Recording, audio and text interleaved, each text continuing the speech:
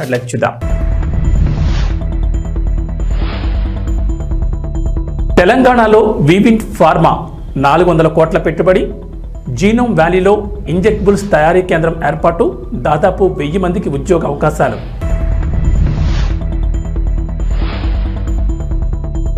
$500కే gas cylinder, మరో good news చెప్పిన రేవంత్ సర్కార్, 2 రోజుల్లోనే రాయితీ సొమ్ము అకౌంట్లలో జమ.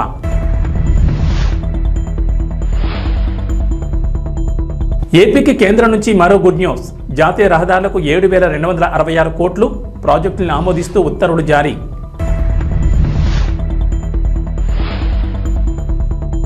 తెలంగాణకు రెయిన్ అలర్ట్, ఇవాళ పలు జిల్లాల్లో వర్షాలు, ఎల్లో అలర్ట్ జారీ. ఏపీలో కొనసాగుతున్న వర్షాలు 2-3 రోజులు వర్షాలుంటాయని వాతావరణ శాఖ అధికారులు వెల్లడి.